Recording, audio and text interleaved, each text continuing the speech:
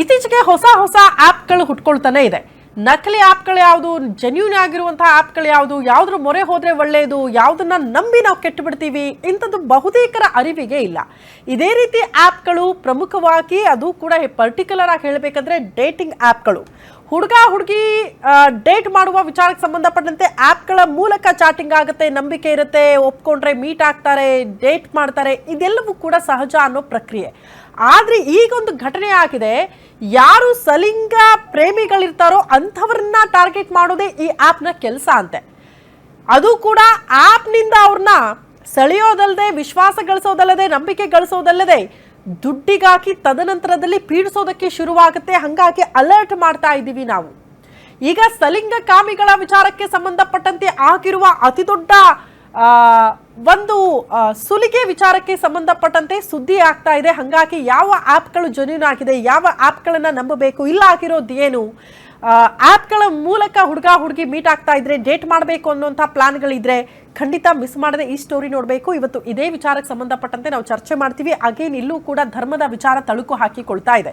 ಯಾಕೆ ಧರ್ಮದ ವಿಚಾರ ಬರ್ತಾ ಇದೆ, ಡೇಟಿಂಗ್ ವಿಚಾರಕ್ಕೆ ಸಂಬಂಧಪಟ್ಟಂತೆ, ಆ್ಯಪ್ ವಿಚಾರಕ್ಕೆ ಸಂಬಂಧಪಟ್ಟಂತೆ, ಅದ್ರ ಬಗ್ಗೆ ಕೂಡ ಇವತ್ತು ಚರ್ಚೆ ಮಾಡ್ತಾ ಹೋಗ್ತೀವಿ. ಒಂದಷ್ಟು ಮಾಹಿತಿಯನ್ನು ನಿಮ್ಮ ಮುಂದೆ ಇಡೋ ಮೂಲಕ ಇದರಿಂದ ಜನರಲ್ಲಿ ಜಾಗೃತಿ ಮೂಡಿಸೋದು ನಮ್ಮ ಕೆಲಸ ಆಗ್ತಾ ಇದೆ ಅಂತ ಅಷ್ಟೇ.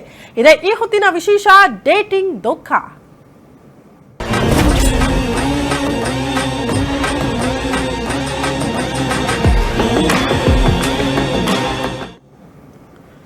ಓಕೆ, ಹೇಗೆ ಡೇಟಿಂಗ್ ಧೋಖಾ ಆಗ್ತಾ ಇದೆ, ಹೇಗೆ ಈ ಆ್ಯಪ್ಗಳು ಯಾರನ್ನ ಸೆಳೆಯುತ್ತೆ, ಯಾರನ್ನ ಪ್ರವೋಕ್ ಮಾಡುತ್ತೆ, ಯಾರಿಂದ ಸುಲಿಗೆ ಆಗುತ್ತೆ, ಇವರ ಟಾರ್ಗೆಟ್ ಏನು, ಇವರ ಉದ್ದೇಶ ಏನು, ಆ ಕುರಿತ ಡೀಟೇಲ್ಸ್ ಅನ್ನ ನಿಮ್ಮ ಮುಂದೆ ಇಡ್ತಾ ಇದ್ದೀವಿ.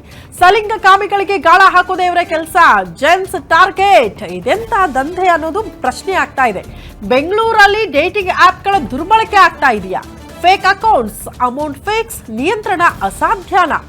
ಮರ್ಯಾದೆಗೆ ಹೆದರೋರನ್ನ ಗುರಿಯಾಗಿಸ್ಕೊಂಡು ವಂಚನೆ ಮಾಡ್ತಿದ್ದಾರಾ ಅನ್ನೋದೇ ಪ್ರಶ್ನೆ. ಮರ್ಯಾದೆಗೆ ಭಯ ಬೀಳ್ತಾರಲ್ಲ ಕೆಲವರು.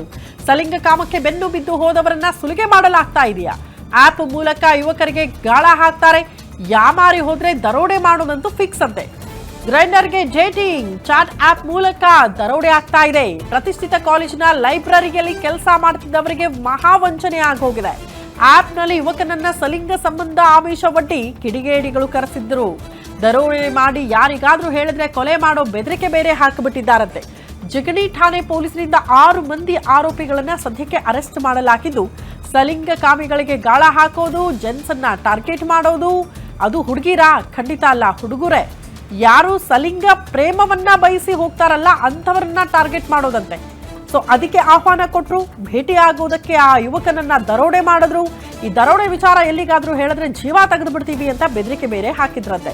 ಯಾರು ಬೆದರಿಕೆ ಹಾಕಿದ್ರಲ್ಲ ಅವರಿಗೆ ಅಂತರ ಹಾಕಿದ್ದಾರೆ ಬಿಡಿ, ಪೊಲೀಸರು ಅರೆಸ್ಟ್ ಮಾಡಿದ್ದಾರೆ. ಆದರೆ ಯಾಕೆ ವಿಚಾರವನ್ನ ಹೇಳ್ತಾ ಇದ್ದೀವಿ ಅಂದ್ರೆ, ನೀವು ಅಲರ್ಟ್ ಆಗಿರಿ ಅಂತ. ಎಲ್ಲರ ಹತ್ರ ಮೊಬೈಲ್ಗಳಿರುತ್ತೆ, ಎಲ್ಲರೂ ಕೂಡ ಈ ಆ್ಯಪ್ಗಳನ್ನು ಯೂಸ್ ಮಾಡೋದಕ್ಕೆ ನೋಡ್ತಿರ್ತೀರಿ. ಹಾಗಾಗಿ ಅಲರ್ಟ್ ಆಗಿರಿ ಅಂತ.